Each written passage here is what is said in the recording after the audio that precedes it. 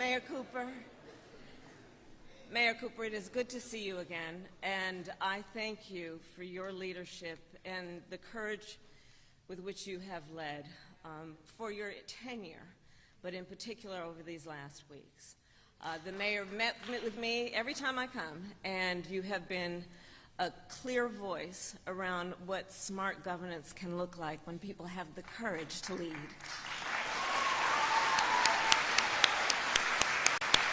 Thank you. So before I discuss the reason for our convening, I do want to mention the devastating tornadoes that have taken place in the state over the last 2 weeks and across this region. Lives have been lost here in Tennessee. And as many of you know, our President Joe Biden, approved today a disaster declaration, and we will continue to support the families in the community, and our prayers and our thoughts are with all of those who have been affected. So we are here at Fisk University.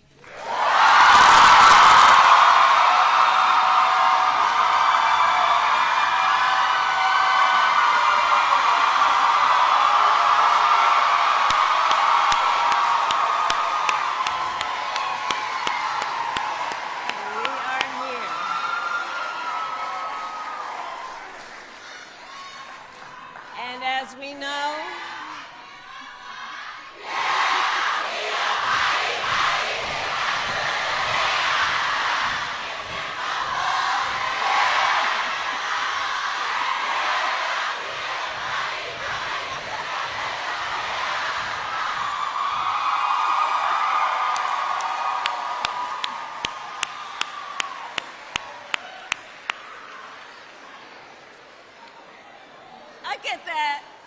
I get that. As a proud HBCU graduate, I get that.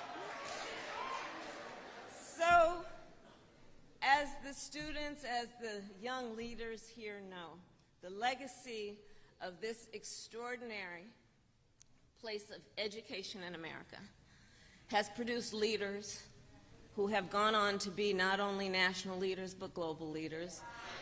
And I'm reminded in particular this afternoon of two of those leaders, the late, great John Lewis,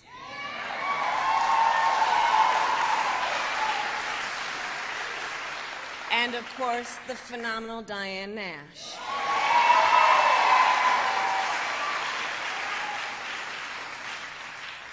And what they learned and then taught was that if one is to understand that you are born a leader, and it is just a matter of when you decide to kick that in, then you know that we will see leadership at every stage of life if people choose to turn that on. And we have seen that here in Tennessee over the last couple of weeks.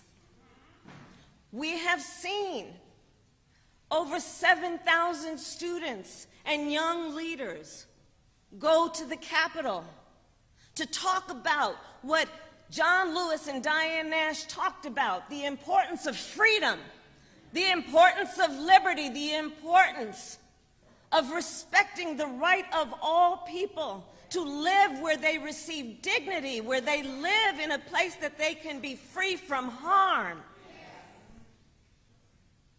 And so we are here understanding the broad shoulders upon which we all stand, those fighters for freedom and liberty and justice, those fighters who understood the truth must never be stifled or silenced when it is on behalf of the people.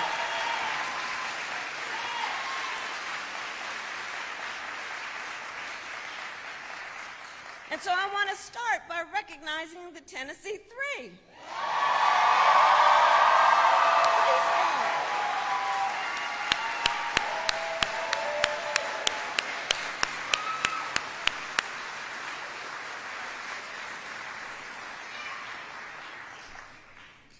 We are here because they and their colleagues, the Democratic caucus of the state legislature, and I'd ask you to stand as well, please.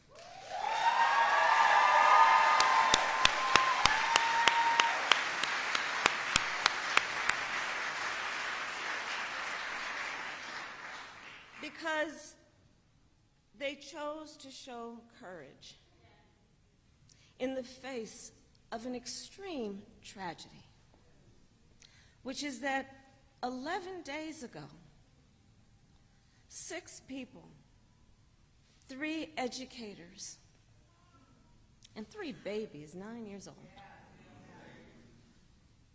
were murdered senselessly due to gun violence.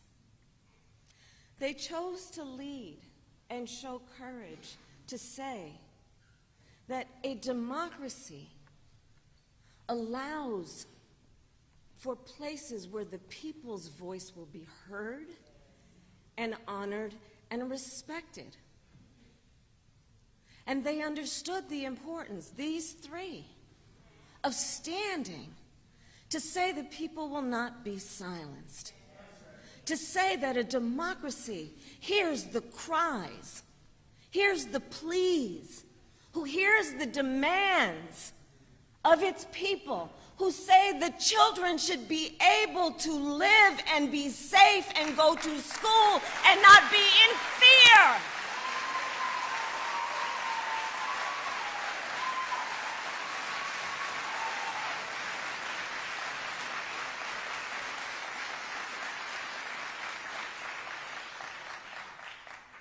They said, we understand when we took an oath to represent the people who elected us, that we speak on behalf of them. It wasn't about the 3 of these leaders. It was about who they were representing. It's about whose voices they were channeling. Understand that. And is that not what a democracy allows?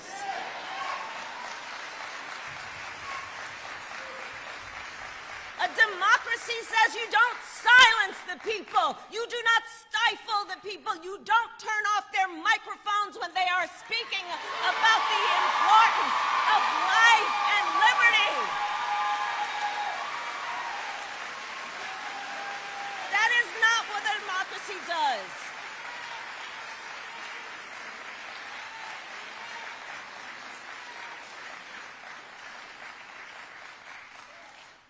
And understand. So they turned off the microphones.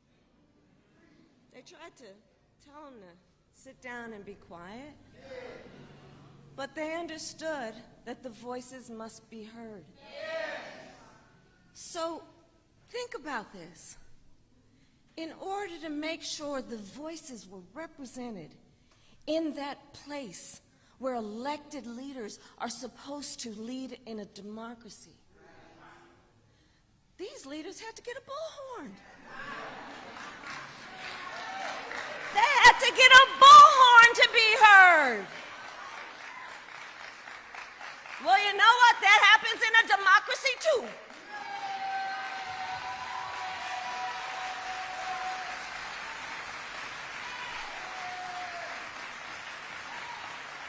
That happens in a democracy too. If the students demand, if the moms demand, if the people's demand is not being heard by those who should listen and care and contemplate and reflect and think about, maybe I should give this a moment to listen. Give it a fair chance to be heard. If I feel like I'm so right, shouldn't I have the courage to debate it?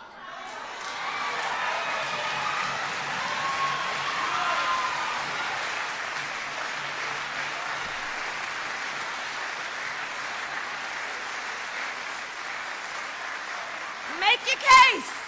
Make your case. You don't turn off the microphones. And then they do that. And then guess what? Because you know what? Can't have those voices in that room challenging notions about who should say what and when and where. Let's expel them. Can you imagine? Let's get rid of them entirely. Let's remove them not only for that moment, but remove these people who have been elected to represent the people. And let us decide who should represent the people. What is that? That is not a democracy. That is not a democracy. You can't walk around with your lapel pin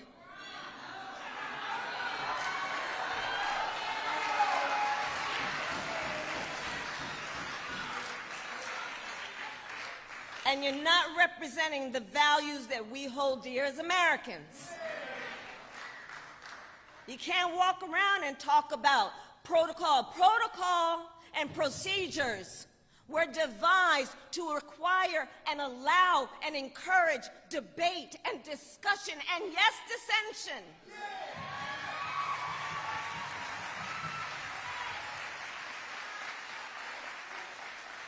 But these so-called leaders tried to shut it down instead. But we're not having that. We're not having that. And so the thousands of young leaders who descended on the Capitol and continue to organize, continue to require that the voices be heard. Because let's understand, the underlying issue is about fighting for the safety of our children.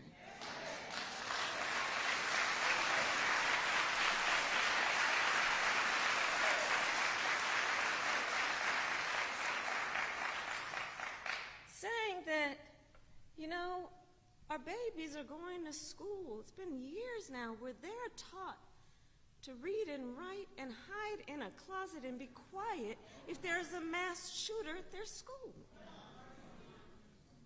Where our children who have God's capacity to learn and lead, who go to school in fear, if their back is to the back of the door, that they don't know what might be coming through the door. Our children are being traumatized by this fear. Parents are wondering and asking and praying every time they send their child to school or take their child to school that their baby might come home safe. Think about the underlying issue. You know, some things are up for partisan debate. Sure. And they will be, because that is also a sign of a democracy. But on the issue of smart gun safety laws, background checks. Background checks.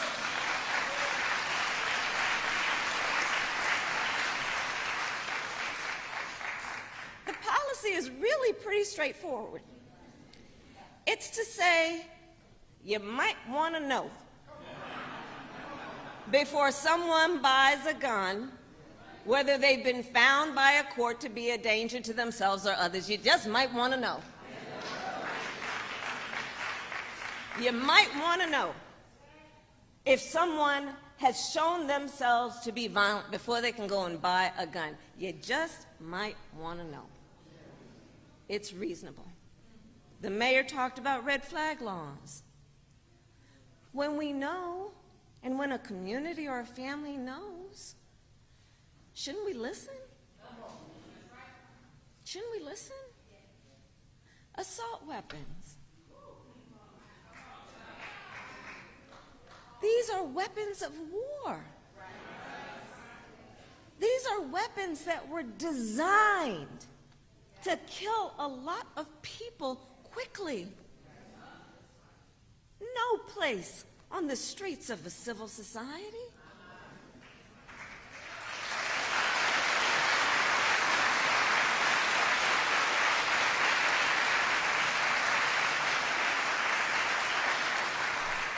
Part of the underlying point is let's not fall for the false choice. suggests you're either in favor of the Second Amendment or you want reasonable gun safety laws. We can and should do both.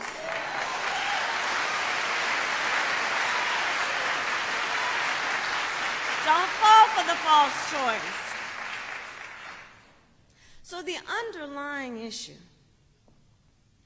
is one that we are witnessing over and over again. This community experienced it firsthand just 11 days ago. I have been to Atlanta. I have been to Buffalo. I have been to Highland Park and Monterey Park just in the last several months.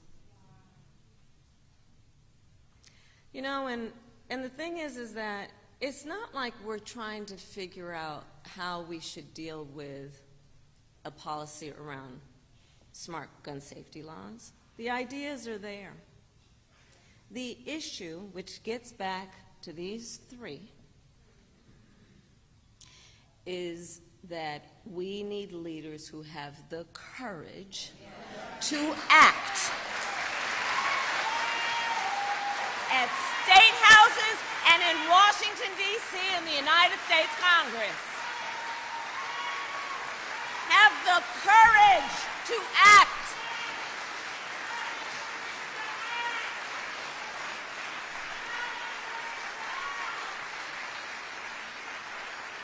Instead of the cowardice to not allow debate and to not allow a discussion on the merits of what is at stake.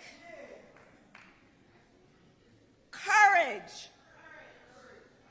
You can't call yourself a leader if you don't have the courage to know what is right and act on it regardless of the popularity of the moment.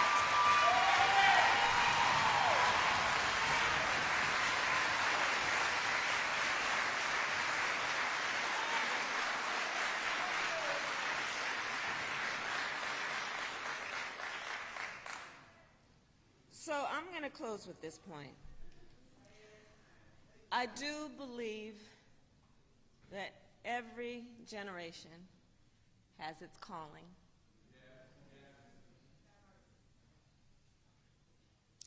That there are moments in time that find you and require and depend on your leadership. And so in particular to all the young leaders here, this issue is going to require your leadership. It is. I spent time as a United States Senator in the United States Congress. Before that, I was an Attorney General leading the second largest Department of Justice in the United States. I'm now Vice President of the United States, and I'm telling you,